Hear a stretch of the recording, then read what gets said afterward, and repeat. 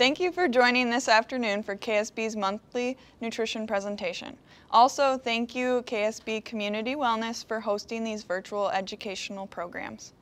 I am Krista Loos, registered dietitian with KSB Hospital.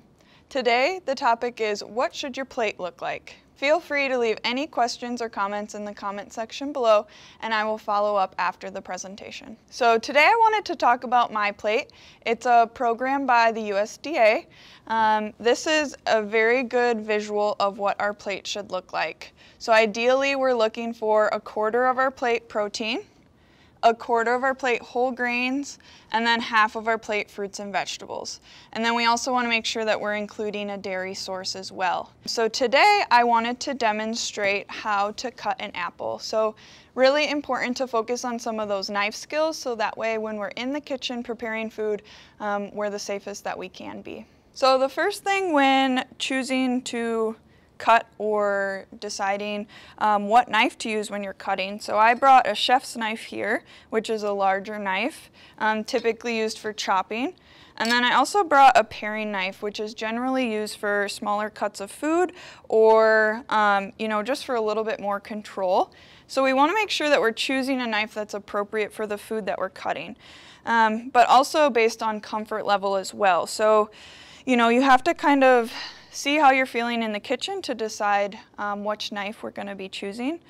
The first step though is always choosing a flat, stable surface. So making sure you have a cutting board, but also making sure that the table or countertop is stable underneath. So we want a really even, flat surface. And that goes for when we're cutting too. So for example, when I cut the apple in half,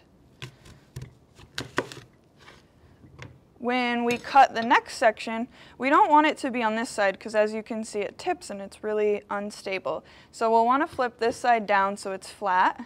And then we can take our paring knife and we can cut it in half. And another tip for when you're cutting food in the kitchen is actually that the safest knife is the sharpest knife. So if we're cutting with a dull knife, we can actually be putting more pressure or straining a little bit more, which can be more harmful than using a sharp knife. So then we can see we have 4 pieces of our apple.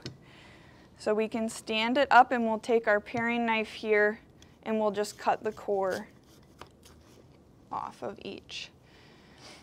Generally, a paring knife is used for peeling fruits and vegetables, coring different fruits and vegetables, can use for deveining shrimp, can also be used for seeding any peppers that we have.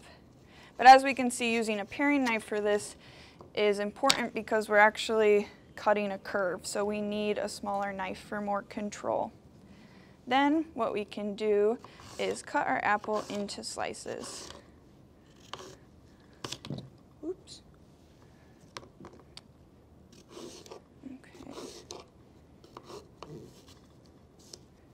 And again, this can also be done with a chef's knife. It just kind of depends on your comfort level. So for example here, I normally use a chef's knife, so my comfort's a little bit higher so I can go quicker with this. So once we have our apple cut, then we can move towards our plate and put our portion sizes onto our plate. So I have our measuring cup. And generally a serving size of fruit, so a cup of fresh fruit is 1 serving size. So I have a 1/2 cup here. So if we put this and we'll move it to our fruits section. So 1 cup of fresh fruit, which is about a medium apple. Plate's a little small.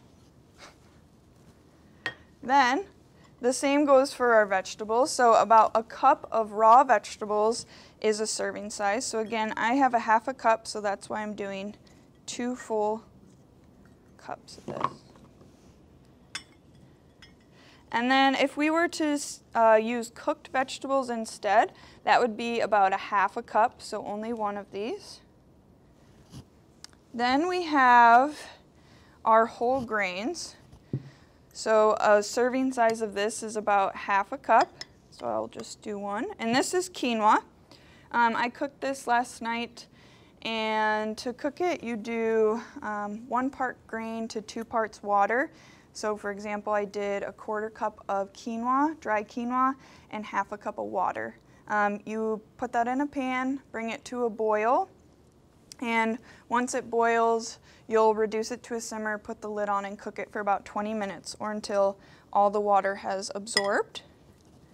And then I have 3 ounces of our protein. So a good way to visualize 3 ounces is actually about the palm of your hand. So if you were to look right here, 3 ounces would be about a palm of your hand. And then including our dairy source. So today we have our 8 ounces of milk, and other servings of dairy would be like 1/2 cup of cottage cheese, about a cup of yogurt, or about 1 to 2 ounces of cheese. A good reference for an ounce of cheese is actually about the size of our thumb. And then a good reference for the size of a cup is actually about the size of our fist. One thing I wanted to note, there is a MyPlate mobile app that has some good ways to add in nutrition goals, and it focuses a lot on adding in the food group. So it doesn't talk about getting rid of any foods, it just is a good app to keep you accountable with adding different food groups to your diet. And we'll link that below with how to access that mobile app. Thank you for watching our presentation on MyPlate and what your plate should look like. I will follow up on any questions that are posted. There will be an evaluation posted in the comment section, and we welcome your feedback as well as future topics you would like to hear about. We will be having a monthly drawing for those who fill out the evaluation. Thank you for your time, and look for next month's episode on tips for shopping in the grocery store.